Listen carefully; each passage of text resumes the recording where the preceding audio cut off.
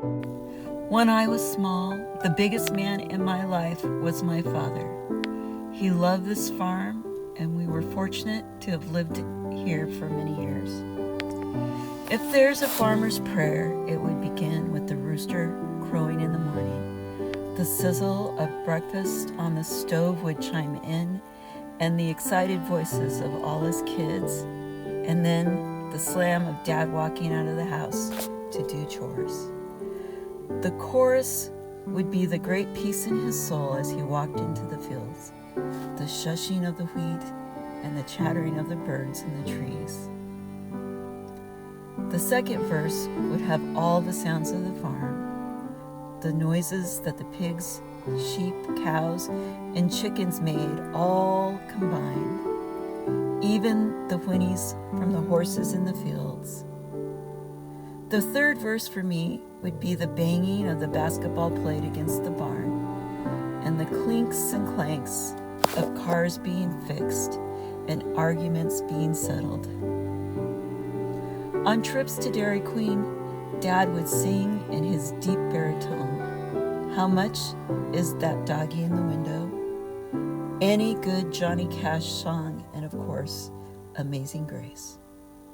Then at the end of the day, there would be supper, popping of corn, more homework than we liked, and then finally quiet as the family fell asleep.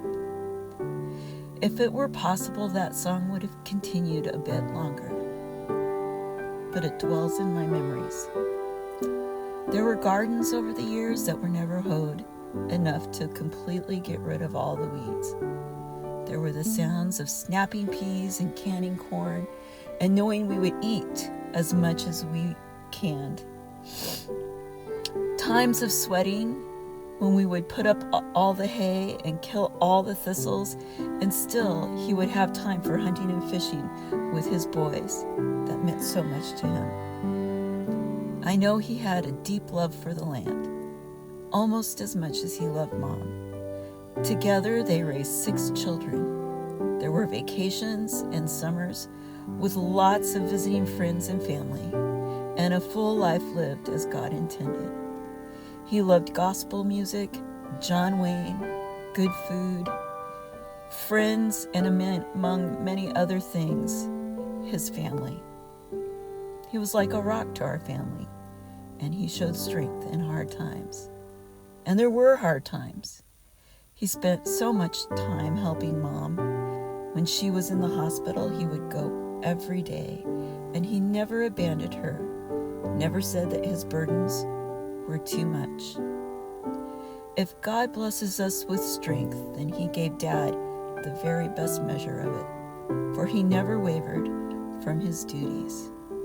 Now we can mourn him and try to find the peace God gives us in our memories of him. In my mind, I see him waiting in heaven, waiting on an ancient white boulder with his dog lady by his side.